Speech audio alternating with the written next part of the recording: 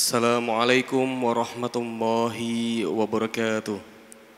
Bismillahirrahmanirrahim. Alhamdulillahirabbil alamin wa bihi nasta'inu ala umuri dunya waddin. Wassalamu ala anbiya'il mursalin wa ala alihi wa ashabihi wa mawala amma ba'du. Hadratal muhtaram, para alim, para ulama, para sepuh, bini sepuh, beliau yang kami hormati, Bapak Dr. Kiai Haji Saifuddin LCMA, yang kami hormati seluruh jamaah sholat Jumat di ruang sholat utama Masjid Agung Jawa Tengah, serta kami banggakan para santri Ma'had Tahfidzul Quran MAJT Basnas Jawa Tengah, serta kaum muslim pendengar setia Radio Dais, Radio Gaul, dan para pemirsa MAJT TV dan TVku dimanapun Anda berada. Alhamdulillahirrabbilalamin, kajian pada siang hari ini yakni kajian tafsir tematik Al-Quran. Adapun tema pada siang hari ini akan melanjutkan pembahasan yakni Fisabilillah dalam Al-Quran bagian kedua. Untuk itu bagi para jamaah yang nanti ingin bertanya dan juga para santri bisa langsung bertanya kepada beliau Bapak Dr. Kiai Haji Saifuddin LCMA, dan bagi para pendengar setia Radio Dais dan juga para pemirsa dimanapun berada bisa bertanya melalui WhatsApp-nya Radio Dakwah Islam di 0821 336 70.000. Baik, untuk itu kita buka kajian pada siang hari ini dengan bacaan umil kitab li ridhoillah wali syafaati Rasulillah ala hadinya Al-Fatihah. Bismillahirrahmanirrahim. Alhamdulillahirabbil alamin arrahmanirrahim maliki yaumiddin. Iyyaka na'budu wa iyyaka nasta'in ihdinas siratal mustaqim siratal ladzina an'amta 'alaihim ghairil. Baik, langsung saja kita simak bersama kajian tafsir tematik Al-Quran bersama beliau yang terhormat Bapak Dr. Kiai Haji Saifuddin LCMA. Kepada beliau waktu dan tempat disilakan. Terima kasih Mas Harun. Assalamualaikum warahmatullahi wabarakatuh. Bismillahirrahmanirrahim. Alhamdulillahirabbil alamin. وبه نستعين على أمور الدنيا والدين والصلاة والسلام على أشرف الأنبياء المرسلين سيدنا ومولانا محمد وعلى آله وصحبه أجمعين. رب اشرح لي صدري ويسر لي أمري واحلل عقدة من لساني يفقهوا قولي أما بعد.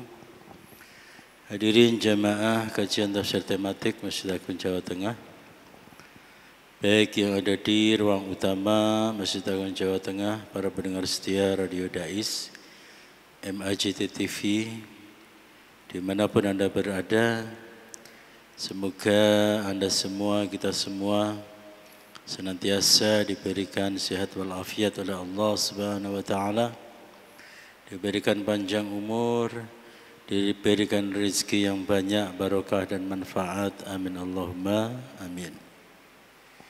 Hadirin yang dirahmati oleh Allah, kita masih akan mengkaji yaitu tema tentang Fisabilillah di dalam Al-Quran. Sebagaimana kita ketahui bahwa Fisabilillah itu adalah term atau istilah yang sangat populer di kalangan kita, di kalangan umat Islam. Akan tetapi kita perlu menelusuri lebih jauh tentang apa dan bagaimana makna dari Fisabilillah, khususnya yaitu di dalam Al-Quran. Dalam pengajian yang lalu sudah dijelaskan yaitu perbedaan antara as-sabil, perbedaan antara as-sabil dengan as-sirat, kemudian at-tariq dan as-syari'. Keempat kata tersebut itu semuanya mempunyai arti jalan.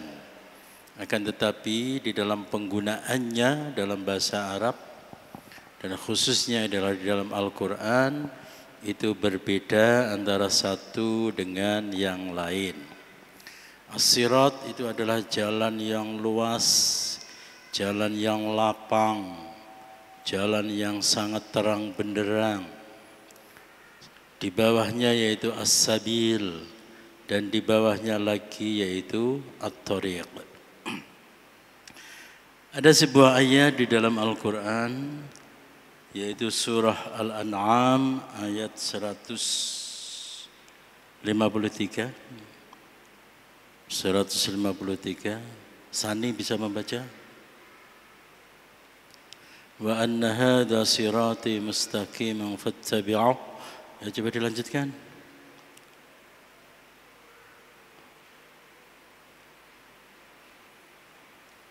Ayo, hafalannya sudah sampai situ toh? Yuk.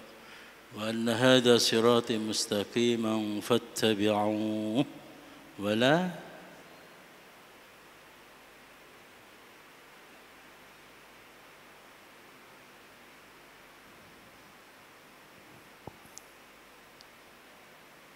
la'allakum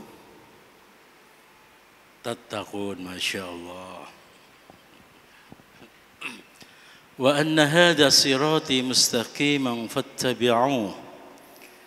Dan sesungguhnya inilah jalanku, jalannya Allah, jalannya Rasulullah sallallahu alaihi wasallam, mustaqiman. Arsyad mustaqim mana? Ada?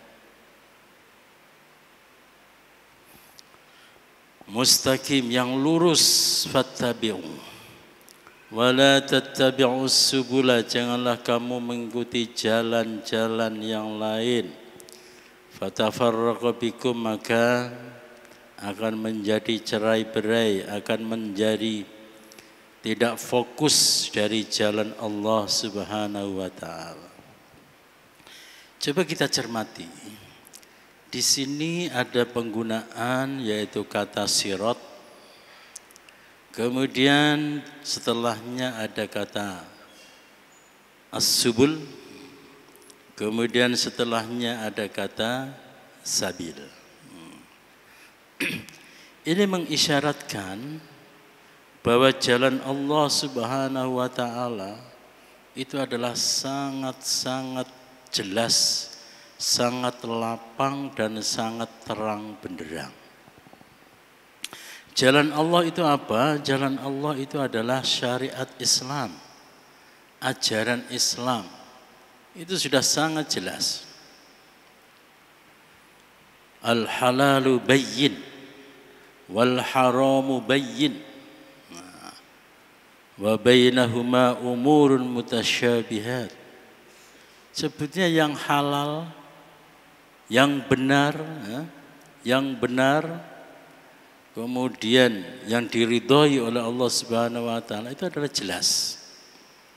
Akan tetapi yang namanya manusia itu suka mencari jalan-jalan lain berdasarkan otak-atik pikirannya sendiri. Padahal kalau kita mau merujuk kepada jalan Allah yaitu syariat Allah Subhanahu wa taala, itu sudah sangat terang benderang, yaitu as-sirat. Nah, as-sirat itu implementasinya itu di mana? Pengejawantahannya itu adalah ada di dalam Al-Quran dan hadis. Dalam sebuah hadis Rasulullah SAW bersabda, taraktu fikum amrayn lan tadillu ma in tamassaktum bihima kitabillah was sunnati rasulih. Aku tinggalkan untuk kamu dua perkara yang mana kalau kamu berpegang teguh dengan dua perkara itu, maka niscaya kamu tidak akan tersesat.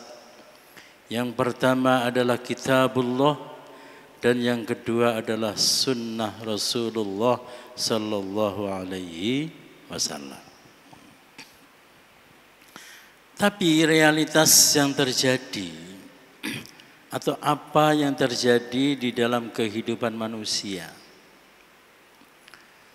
jalan lapang, jalan terang, jalan benderang dari Allah Subhanahu wa taala dan Rasulnya itu terkadang dikotori, terkadang dibuat jumbuh. Jumbuh itu dibuat mirip-mirip dengan jalan-jalan lain yang dianggap itu lebih pas, dianggap lebih baik dari jalan Allah Subhanahu wa taala. Mengapa demikian? Ya karena pertama, manusia itu ya Di dalam tubuhnya itu dilengkapi fa'alhamaha fujuraha wa taqwaha. Ada potensi fujur dan ada potensi takwa. Ada kekuatan malaikat, ada kekuatan setan. Ada kekuatan baik, ada kekuatan jahat, dan itu berkecamuk, berperang di dalam tubuh kita. Kita bukan nabi yang di depannya yang namanya kebenaran itu sudah sangat-sangat jelas. Orang yang mau bergegas ke sholat Jumat misalnya ya, bergegas ke sholat Jumat, itu terkadang berpikir, tidur dulu sebentar di rumah. Kemudian beralasan, daripada aku nanti ke masjid yang ternyata di sana malah tidur, mending aku tidur di rumah dulu, kemudian ke masjid akan fresh, akan segar dan seterusnya. Sholatnya nanti masih panas. Tidak perlu awal-awal waktu. Daripada aku sholat tapi tidak khusyuk, daripada aku sholat tapi tidak khusyuk, lebih baik aku akhirkan sholat tapi nanti khusyuk misalnya. Itu adalah contoh-contoh bagaimana sebuah kebenaran yang lapang, kebenaran yang terang benderang itu bisa dikacaukan oleh sesuatu yang kelihatannya itu benar, sesuatu yang kelihatannya itu rasional. Dalam kehidupan yang lebih yang lebih besar, misalnya sekarang ya, yang namanya orang sekarang itu dicengkeram, dikuasai oleh sistem ekonomi kapitalis. Sistem ekonomi kapitalis, barang siapa yang mempunyai modal, barang siapa yang mempunyai pangsa pasar yang besar, maka dia berhak untuk menguasai pasar. Ini sama sekali bertentangan dan berbeda dengan sistem ekonomi Islam, di mana di dalam sistem ekonomi Islam adalah bahwa kullu ma fis samawati wal ardi lillah. Segala apa yang ada di langit dan bumi adalah milik Allah Subhanahu wa taala. Kepemilikan terhadap properti, kepemilikan terhadap aset, kepemilikan terhadap harta itu hanya milik Allah Subhanahu wa taala. Sementara para pedagang, para jutawan, para niaga itu hanya membawa amanat dari Allah Subhanahu wa ta'ala. Akan tetapi kita digoyahkan pikiran kita. Kita digoyahkan, dikacaukan pemikiran kita. Kalau itu yang diterapkan bahwa semua adalah milik Allah Subhanahu wa ta'ala, maka bagaimana, apa perbedaannya antara orang yang giat bekerja dengan orang yang malas-malasan? Jadi dibantah dengan pemikiran lain, dibantah dengan pemikiran lain. Enak sekali orang yang malas-malas. Dia tinggal duduk-duduk dapat zakat. Dia tinggal duduk-duduk dapat sedekah. Dia tinggal duduk-duduk dapat santunan ini itu. Lah kami orang yang berpeluh keringat, yang bersusah payah, kerja keras, mosok kekayaannya kok sama dengan orang-orang yang pemalas. Ini enggak benar. Oleh karena itu mereka mendewa-dewakan dan menggunakan sistem ekonomi yaitu kapitalis. Padahal sejarah sudah membuktikan bagaimana Rasulullah SAW membangun masyarakat Madinah berdasarkan hukum ekonomi Islam. Para khulafaur rasyidin Abu Bakar, Umar, Utsman dan Ali membangun pemerintahan membangun masyarakat berdasarkan ekonomi Islam. Ada lagi yaitu Khalifah Umar bin Abdul Aziz membangun masyarakat dengan ekonomi Islam. Dan apa yang terjadi? Justru kemakmuran. Kemakmuran yang dirasakan oleh masyarakat baik dari kota, mulai penjuru kota, dari titik nol ibu kota Islam sampai ke titik terluar dari wilayah Islam. Semuanya makmur, semuanya sejahtera. Apakah tidak ada perasaan iri dan sebagainya? Tidak. Karena apa? Orang yang kaya mempunyai kebahagiaan ketika dia bisa menyantuni saudara-saudaranya yang miskin. Orang-orang miskin mempunyai ketulusan ketika mereka mendoakan orang-orang yang kaya supaya hartanya berkah dan melimpah. Makanya Sayyidina Ali pernah berkata ya, Qiwamud dunya arba'ah. Sendi dunia, sendi kemakmuran dunia itu ada 4. Yang pertama itu adalah ilmul ulama, ilmunya para ulama. Yang kedua itu adalah sakhaul aghnia, kedermawanan orang-orang yang kaya.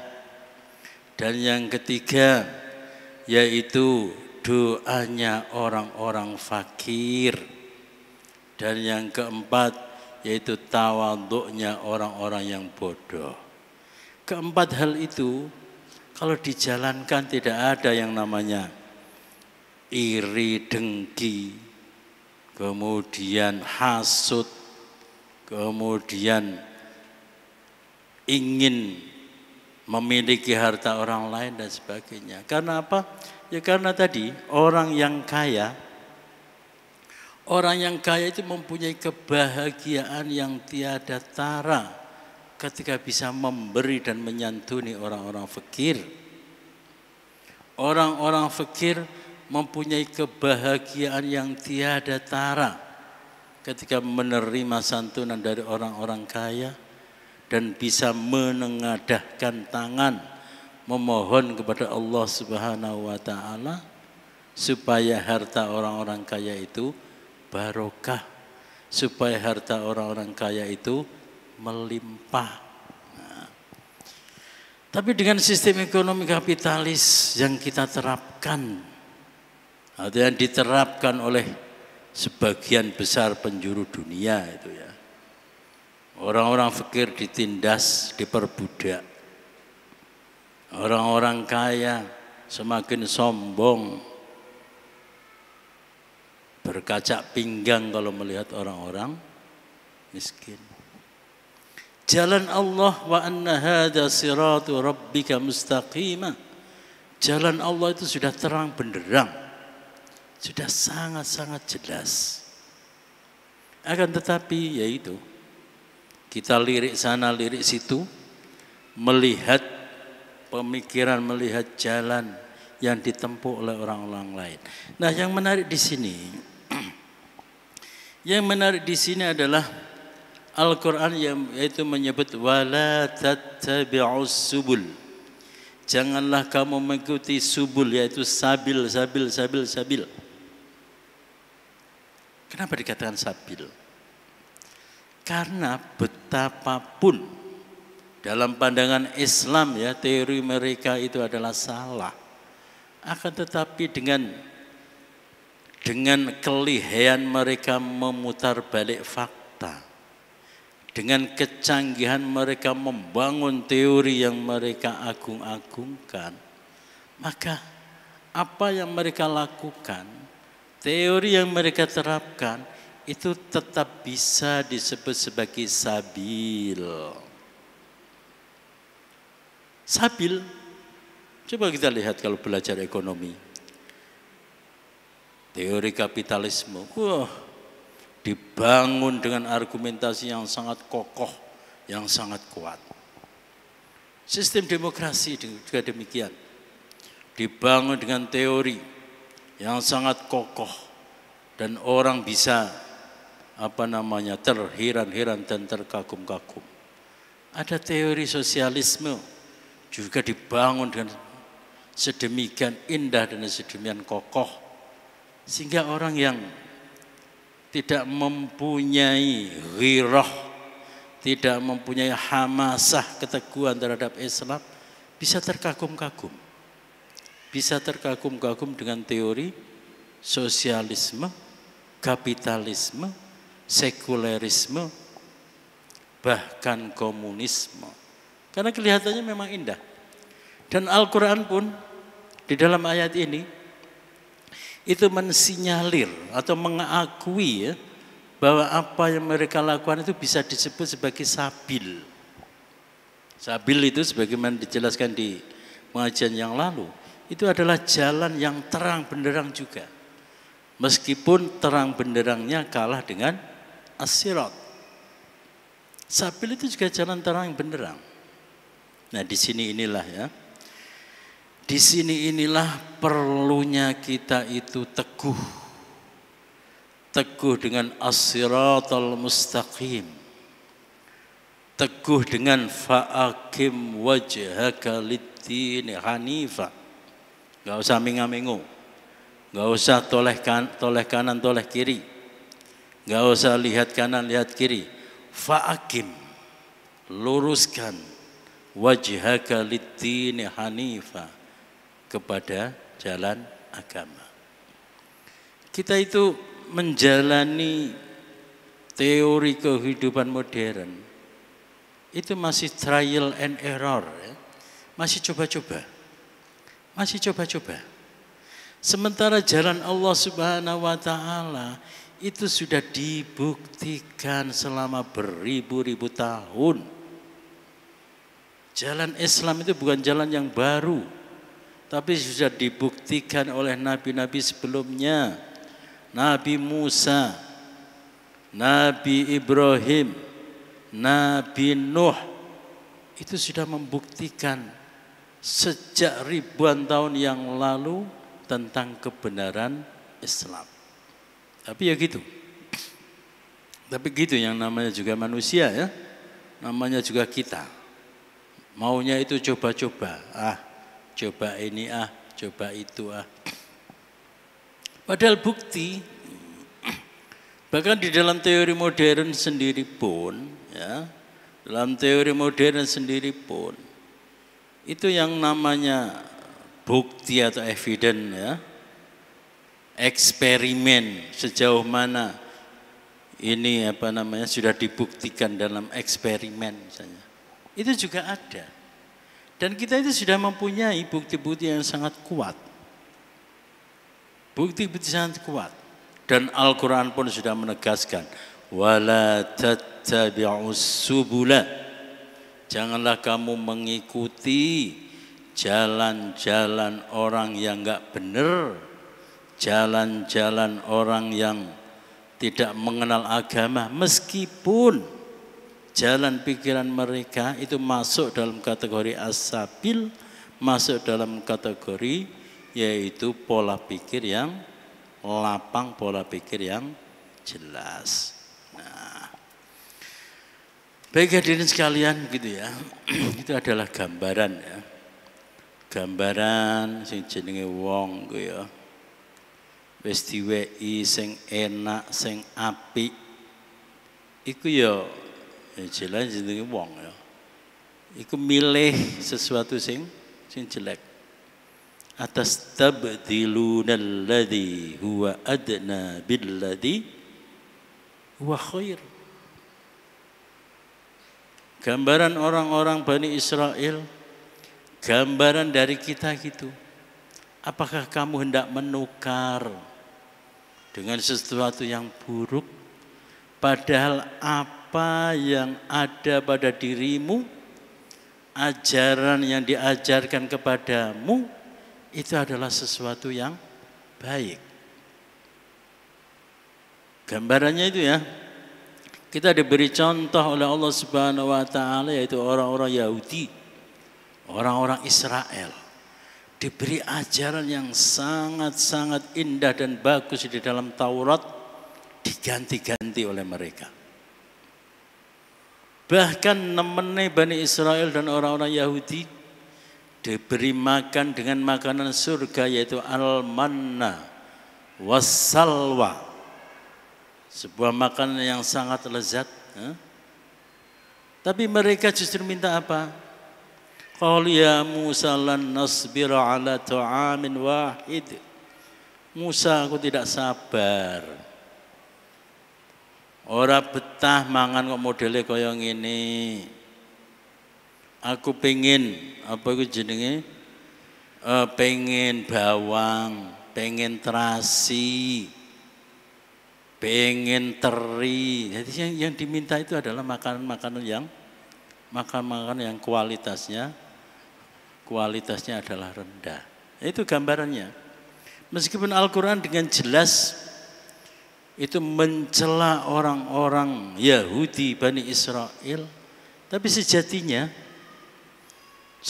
di dalam diri kita, di dalam tabiat kita, di dalam sifat kita itu ya ada kemiripan dengan tabiatnya orang-orang Yahudi. Diberi ajaran Islam yang benar, yang lempang, yang lapang, yang terang benderang. Kita pilih ajaran yang remeng-remeng, yang enggak jelas dan sebagainya. Dengan jargon, mosok itu terus. Mosok itu terus. Mosok turu kok ning kasur sing empuk terus. Sekali-kali ning tikar lah. Iki jenenge wong. Mosok urip kok ning omah megah, sekali-kali ning gubuk lah. Niku ya jenenge menungso. Baik, selanjutnya kita akan melihat yaitu beberapa makna as-sabil di dalam Al-Quran. Yang pertama, penggunaan makna sabil, sabilillah ya, itu adalah mempunyai arti ketaatan. Sebagaimana tersebut di dalam surah Al-Baqarah ayat 190, A'udzubillahi minasyaitonir rajim. Wa qatilu fi sabilillahi alladhina yuqatilunakum wa la ta'tadu.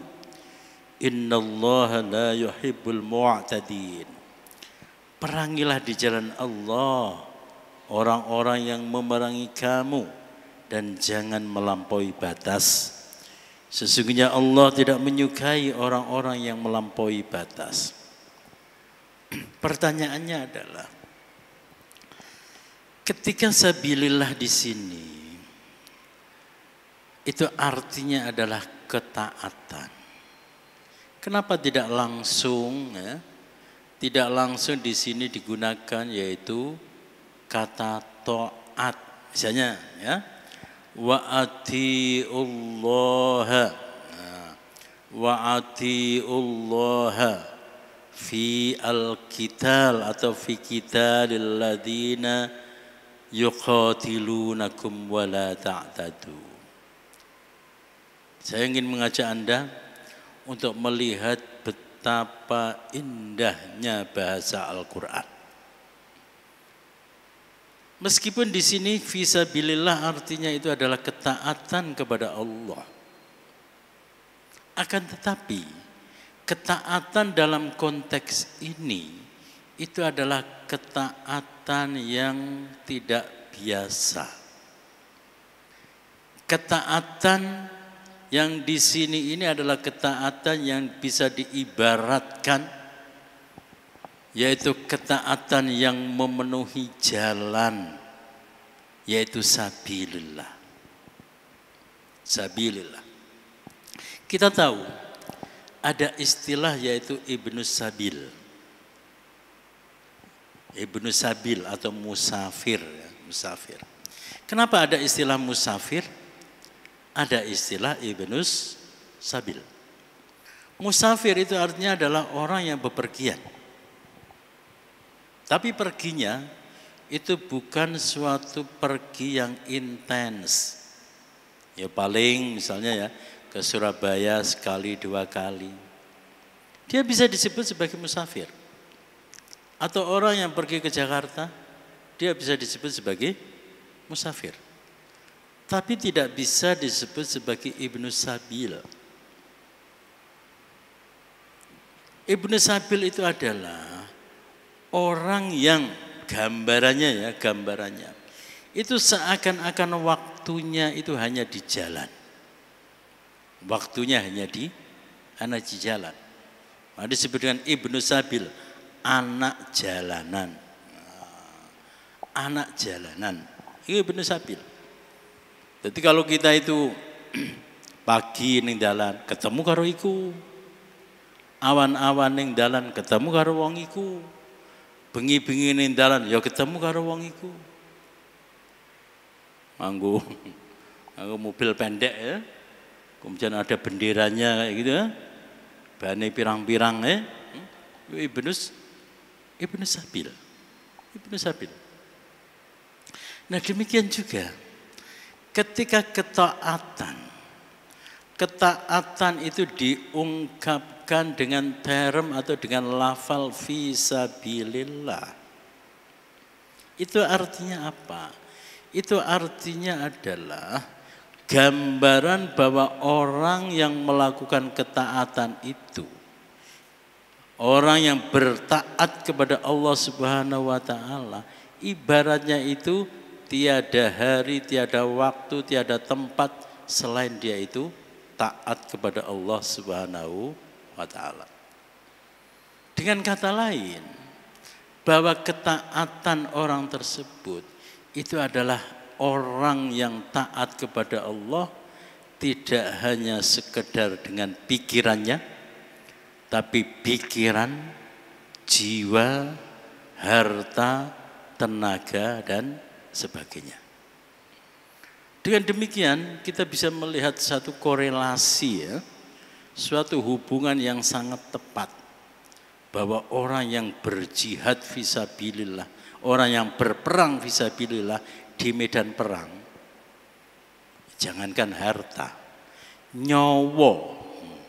nyawa itu diserahkan untuk menegakkan agama Allah Subhanahu wa ta'ala. Nek wong sholat ya, rajin sholat 5 waktu. Dia bisa disebut sebagai orang yang taat kepada Allah Subhanahu wa ta'ala.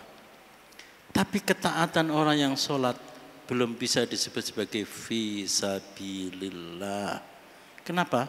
Masih ada sekian jam di mana dia itu tidak sholat kepada Allah Subhanahu wa ta'ala.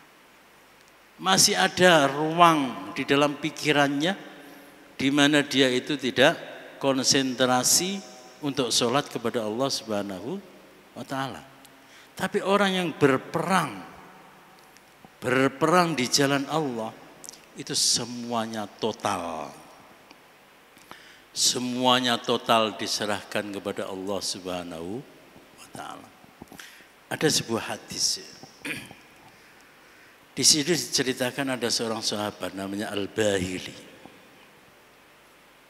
Diceritakan bahwa Rasulullah sallallahu alaihi wasallam itu sedang menyiapkan sebuah pasukan untuk berperang.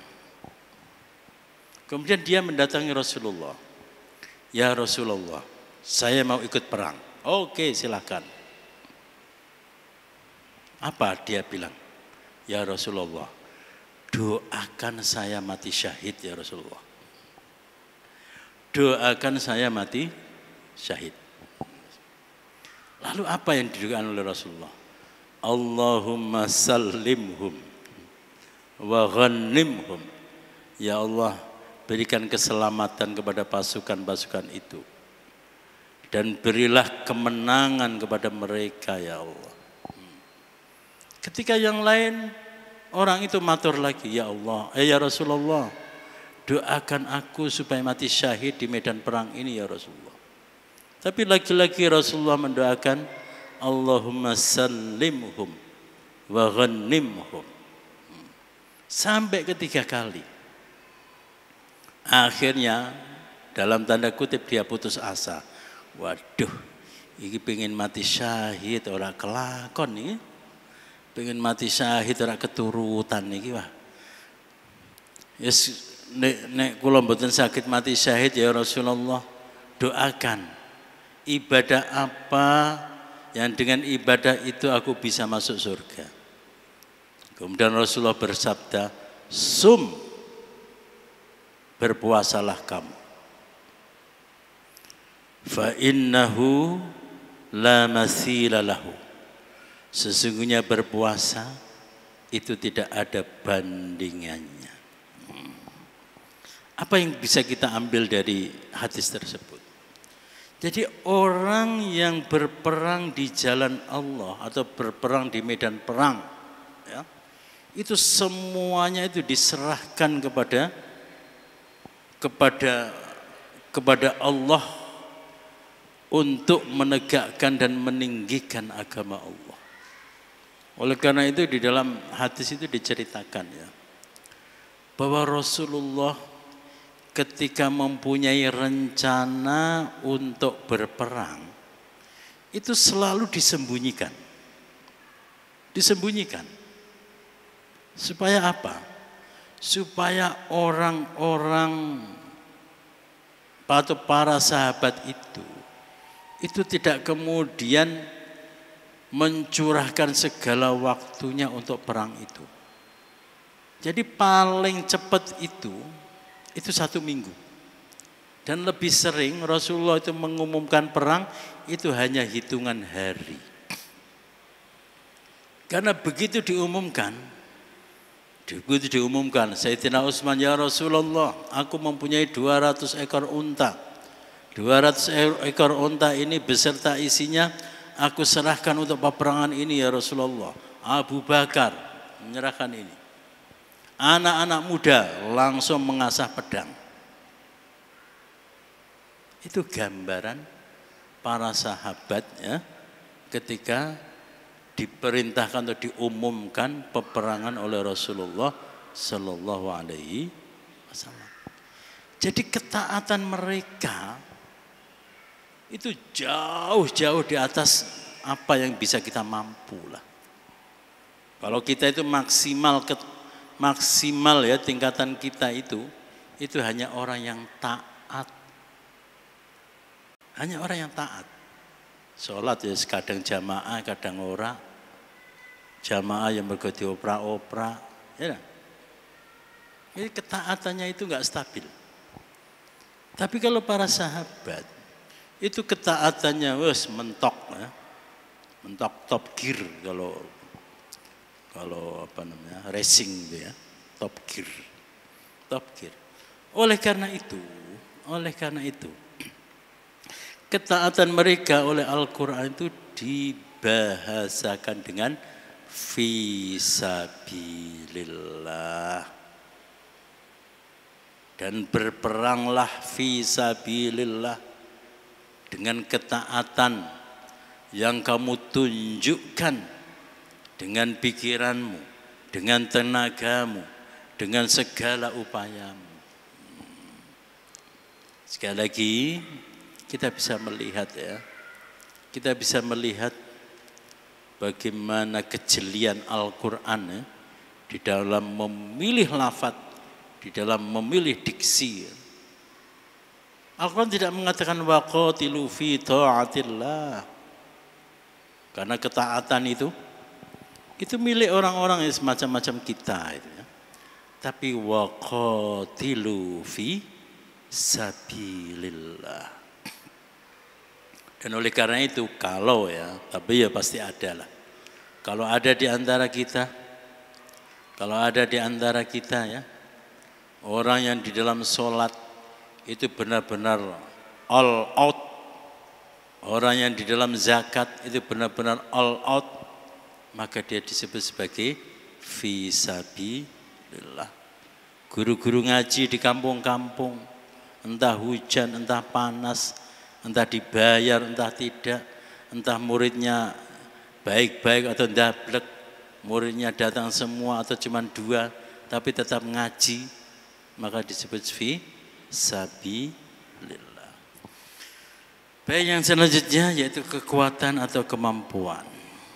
Sebagaimana dalam surah Ali Imran, walillahi 'alan nasi hijjul baiti man istata'a ilaihi sabila wa man kafara fa innallaha ghaniyyun 'anil 'alamin. Di antara kewajiban manusia terhadap Allah adalah melaksanakan ibadah haji ke Baitullah, yaitu bagi orang yang mampu mengadakan perjalanan ke sana. Nah, perjalanan di sini, as-sabil di sini, ya, as-sabil di sini itu artinya adalah mempunyai zad, mempunyai bekal yang di dalam Kementerian Agama disebut dengan istita'ah. Istita'ah bagi orang haji itu apa? Kesehatan terpenuhi, jalan ke sana aman. Jalan ke sana aman itu apa? Bukan jalan ke sana aman kalau zaman dahulu ada rampok gitu ya, ada begal dan sebagainya. Tapi jalan ke sana aman itu artinya apa? Artinya dia punya visa haji. Kalau orang nggak punya visa haji, nanti ya digebuki, tapi yang gebuki bukan rampok, yang gebuki bukan begal, tapi yang gebuki adalah askar, tentara-tentara Saudi. Bukan karena mereka jahat, ya karena kita yang jahat. Kalau zaman dahulu kita baik-baik saja, tapi kemudian dibegal oleh orang jahat.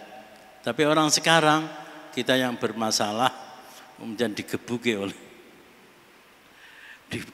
oleh orang baik.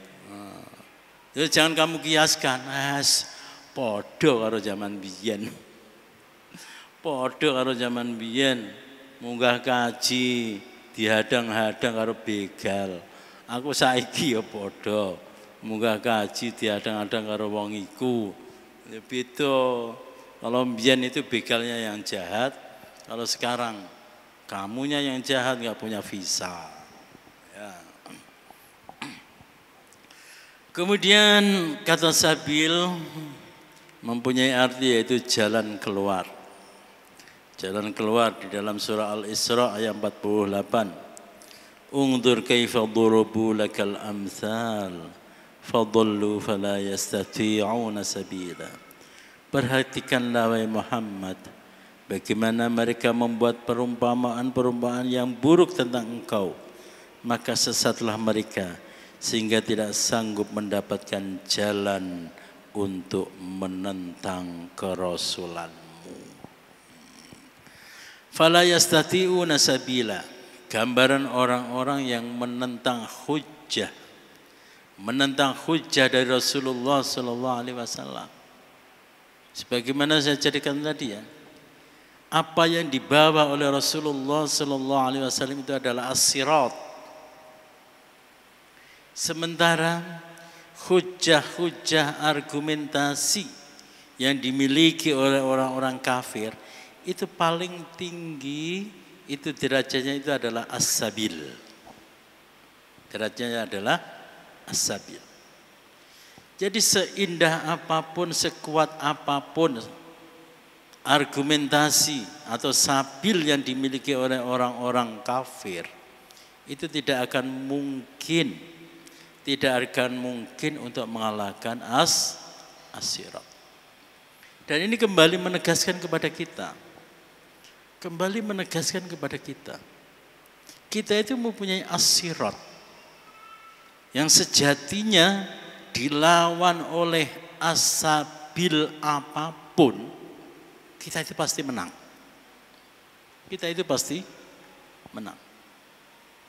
Hanya saja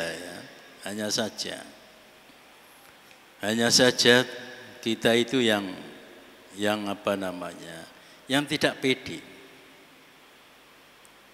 Wala tahinu wala tahzanu wa antumul a'launa. Kamu jangan merendahkan diri. Kamu jangan sedih. Kamu jangan susah. Antumul a'laun. Kamu itu lebih tinggi. Kamu itu lebih tinggi, lebih benar, lebih hebat. Hanya saja apa? Hanya saja kita itu imannya tidak kuat. Hanya saja apa? Keyakinan kita tidak kuat. Hanya saja apa? Ilmu kita yang belum sampai. Sehingga kita merendah. Kita mengakui kebenaran mereka. Wah, coba ini. Dunia sedang digertak oleh yang namanya Donald Trump. Digertak oleh Donald Trump. Itu kita sudah merevisi sing jenenge ekonomi Islam. Dulu kita digertak segini George Walker Bush. Siapa yang mengikut aku, maka jadi temanku. Siapa yang tidak mengikuti aku, maka dia jadi musuhku. Yes. Kita merevisi tentang Islam, merevisi tentang jihad, merevisi tentang moderasi. Karena apa? Takut dengan gertakan George Walker Bush, Presiden Amerika. Kita dipecundangi dengan data-data bohong. Irak mempunyai senjata kimia. Ternyata tidak ada. Saddam Hussein mau melawan Amerika, ternyata tidak. Karena apa? Ya karena itu keimanan kita tidak kuat. Kita mempunyai as-sirat, kita mempunyai senjata as-sirat, tapi kalah dengan as-sabil yang dimiliki oleh mereka. Dan selanjutnya yaitu jalan hidup. Ada as-sabil diartikan sebagai jalan hidup. Sebagaimana di dalam surah Isra ayat 32. Wala taqrabuz zina innahu kana fahisyah wa sa'a sabila. Janganlah kamu mendekati zina. Sesungguhnya zina itu adalah perbuatan keji dan jalan terburuk. Lagi-lagi pikiran kita diolengkan oleh barat. Diolengkan oleh barat. Enggak usah jauh-jauh barat lah. Enggak usah jauh-jauh barat. Artis-artis kita ini sudah ngomong. Anak-anak muda itu apa? Anak-anak muda itu, jadi ini ya, dia itu berpikir bahwa yang namanya pernikahan itu enak, pernikahan itu membahagiakan, pernikahan itu justru problem, pernikahan itu justru sumber dari permasalahan hidup, sumber dari permasalahan. Oleh karena itu para artis-artis yang tidak nikah, ngapain nikah? Kalau aku masuk dalam pusaran masalah. Ngapain bojo? Kalau aku masuk dalam sekian banyak problem kehidupan. Mending jomblo enak. Kalau perlu 7-Eleven, kumpul kebo, pisah-pisah, bubar-bubar. Indonesia sudah semacam itu. Jepang sudah sedemikian parah. Jepang sudah sedemikian parah. Ya meskipun banyak data bahwa para laki-laki Jepang itu lebih suka menikahi boneka. Lebih suka menikahi boneka. Ya itu pokoknya pengen kepuasan biologis tinggal beli, ya beli orang, ya beli boneka, selesai. Kebutuhan nikah itu kayak gitu. Nah, di sini sudah ditegaskan oleh Al-Quran. Wasa asabila, perbuatan dan jalan yang terburuk, jalan yang buruk. Tapi lagi-lagi di sini Al-Quran ini menggunakan kata sabil. Kenapa menggunakan kata sabil? Karena paham mereka bahwa tidak nikah, 7-Eleven, kumpul kebo, kemudian jajan bebas kemana-mana.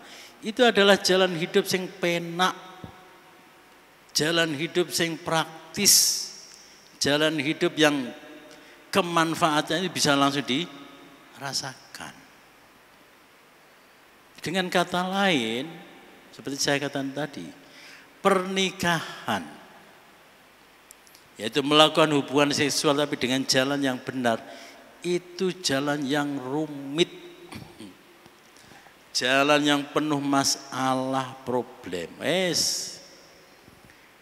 Pengen mangan pas jomblo itu ya enak, pengen tuku iki tuku iku. Begitu nikah alah, dadak ngingoni wong kae, ya. Dadak ngasih belanja orang itu. Wis diwehi belanja dimasake, kadang masakane ra cocok. Mending jajan jelas cocoke. Golek sing pedes sebelah kono. Golek sing rodok enggak patek pedes sebelah kono, penak. Di bojo, nyedhik bojo blonjo nggo sesasi dimasake, hambar KBS problem.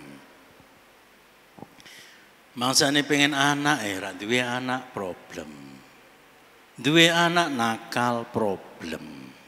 Mending adopsi selesai. Nah, Al-Quran ya, coba cerdasnya Al-Quran. Cerdasnya Al-Quran. Memang Al-Quran mengakui pola hidup, gambar hidup mereka oleh Al-Quran disebut dengan sabil. Yang artinya apa? Memang jalan terang. Jalan terang, tapi bagi mereka. Tapi bagi kita yang punya agama, itu adalah jalan gelap. Kita mempunyai sirat. Kita mempunyai ad-din al-hanif. Tapi ya gitu, kita dikacau balaukan dengan konsep, pemikiran, paradigma, jalan yang kelihatannya indah. Coba Kausar, seandainya dia tidak mondok, kemudian dicekoki dengan suatu teori paradigma ala Kausar, sampai duit iku ora usah nikah. Apa sih butuhke? Butuhke piye? Wong wedok modal piye? Tuku wae. Ya. Percaya semua dia itu tidak oh iya ya. Ya ngapain? Ngapain engko problem?